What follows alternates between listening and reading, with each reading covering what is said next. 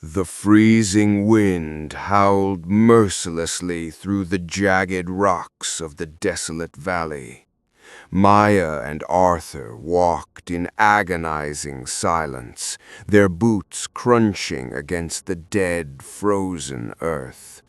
The sky above was a bruised, suffocating gray, pressing down on them like a physical weight. Every step felt heavier than the last as they approached the cursed coordinates. As they rounded the final ridge, the target revealed itself. Carved directly into the unforgiving face of the mountain was a titanic, decommissioned subterranean military facility. The sheer, brutalist scale of the concrete monolith was suffocating, making the surrounding mountains look like mere anthills. It was an ancient tomb waiting to be opened. They finally stood before the sole entrance, a massive double bulkhead door made of heavy iron. It was completely choked by layers of thick, corroded chains. The metal itself seemed to bleed a dark, reddish-brown oxidation down the cracked concrete. It looked less like a door and more like a permanent quarantine seal. The air around the doors was suddenly still, but it carried a physical, repulsive smell. It was the scent of stale, trapped cold, ancient rust, and profound industrial decay. It was an odor that instinctively triggered the primal part of the human brain, a silent, biological warning screaming at them to turn back immediately. Arthur clutched the heavy steel bolt cutters against his chest. His entire body began to tremble violently, shaking as if struck by a sudden, intense fever. He looked down at his own hands, unable to stop the erratic spasms.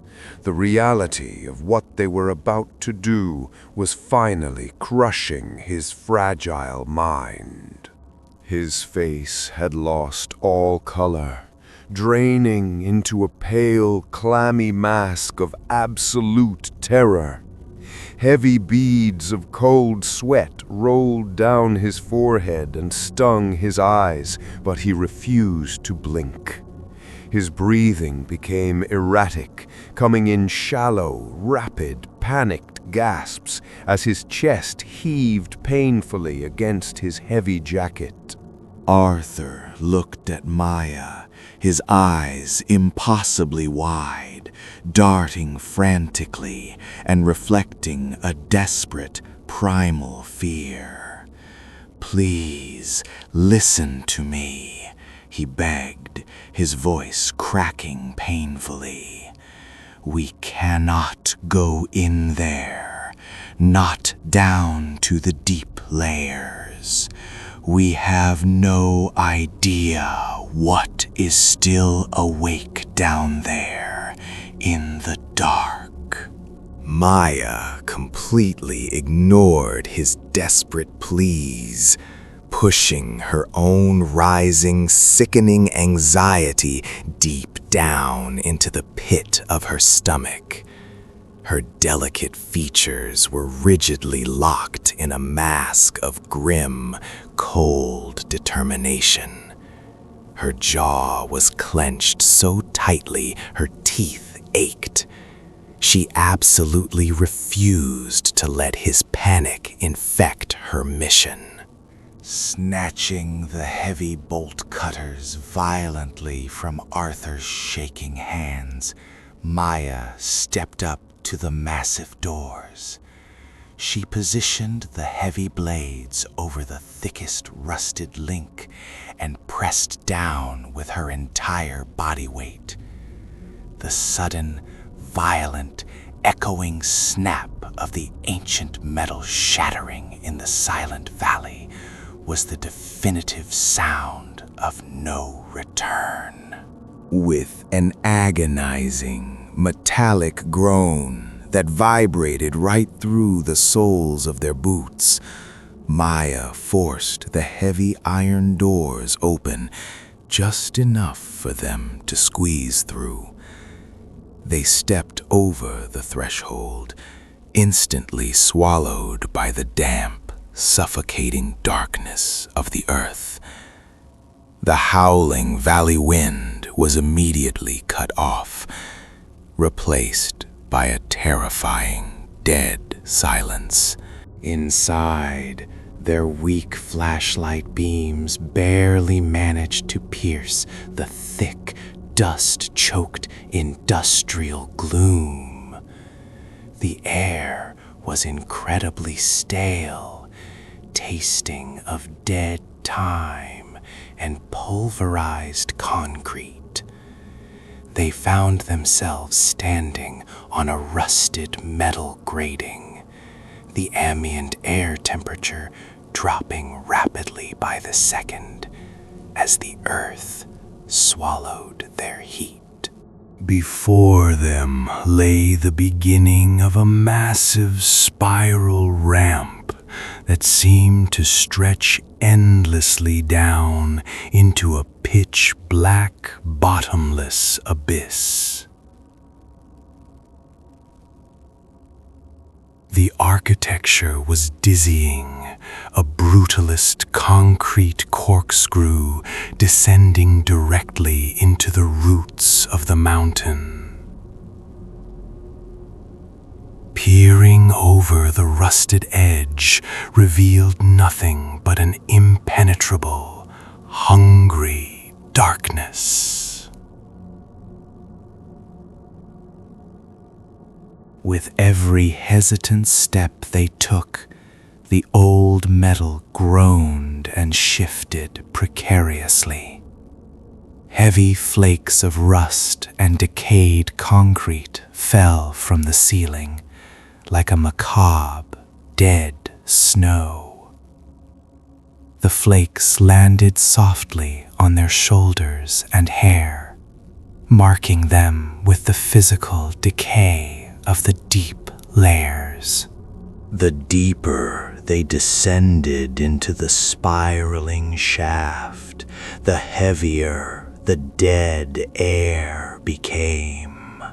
It pressed against their lungs like physical weights, making every breath a conscious, painful effort. The psychological weight of millions of tons of solid rock above them began to manifest as a sharp physical headache behind their eyes. Suddenly, without a single word, Arthur stopped dead in his tracks on a crumbling, unstable section of the gantry. His flashlight beam dropped straight to the metal floor, shaking erratically in his weakened grip. The overwhelming phobia of the deep earth had finally breached his ultimate mental breaking point. He became completely catatonic, his muscles locking up in a rigid, unbreakable paralysis. His face froze into a horrifying mask of pure, unadulterated shock. His jaw hung completely slack, his mouth open in a silent, primal scream. He was staring downward into the infinite black hole, absolutely paralyzed by the abyss. Maya realized he wasn't moving. She grabbed Arthur's heavy shoulders, shaking him violently, yelling his name into the vast, echoing darkness. But he was entirely unresponsive. He felt like a rigid stone statue beneath her hands. His mind had retreated to a dark place where she could no longer reach him. Maya's beautiful features distorted with the crushing weight of the horrible decision she had to make. With a heavy, ragged sigh that caught painfully in her throat, her face twisted into a look of agonizing guilt, she slowly let go of his jacket, leaving him standing in the absolute dark, and continued the descent, alone. After hours of an agonizing, lonely descent, Maya's heavy boots finally hit the solid, damp concrete of the facility's lowest level. The echo of her footsteps sounded wrong, muted by something soft underfoot. She swept her flashlight across the vast, pitch-black cavern, bracing her mind for what lay hidden in the deep. The air down here was entirely different from the shaft. It was incredibly thick, humid, and smelled sickeningly sweet. It was an offensive, heavy odor, like millions of rotting fruits mixed with the sharp metallic tang of copper wire and old blood. It made her stomach churn violently in protest. Her narrow beam caught something impossibly massive in the center of the cavern. It was the hidden heart of the bunker. Not a forgotten archive or a dead nuclear generator, but a monstrous, towering computational engine of Cold War design, its brutalist chassis rising dozens of feet up into the darkness. As she moved the light closer, the true horror was finally revealed. The massive metallic structure was entirely fused with a thick, pulsating, fleshy, fungal growth. Disgusting, organic veins of strange biological matter pulsed and crawled over the rusted metal, actively digesting the ancient machine from the inside out. The entire cavern suddenly hummed with a deep, unnatural, living vibration. The massive structure glowed with a rhythmic, intelligent cyan and orange light that seemed to breathe heavily in the dark. It precisely matched the tempo of a human resting heartbeat. The machine was not dead. It was a living, symbiotic entity. Maya recoiled violently, her flashlight trembling uncontrollably in her sweaty grip. Her face contorted into a terrifying, visceral mix of pure physical disgust. Her lips curled back in revulsion, her nose wrinkled at the sight and smell of the fleshy wetness of the machine. It was an absolute abomination against nature.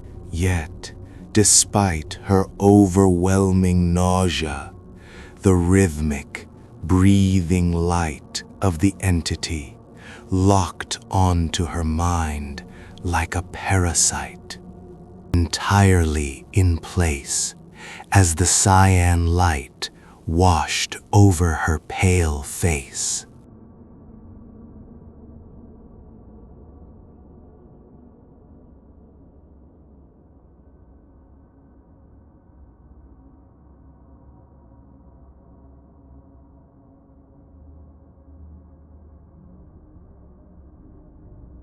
A few long minutes later, the slow, dragging sound of wet footsteps echoed from the shadows of the spiral ramp. Arthur had somehow managed to stumble down the rest of the way alone, moving blindly like an empty sleepwalker. He emerged from the total darkness and stepped directly into the sickening cyan glow. Arthur slowly lifted his heavy head to look at the fleshy, mechanical abomination towering above them both. The exact moment his eyes registered the impossible, breathing machine, his fragile mind completely and permanently snapped. The sheer, impossible scale of the biological horror broke every remaining cognitive defense mechanism he possessed.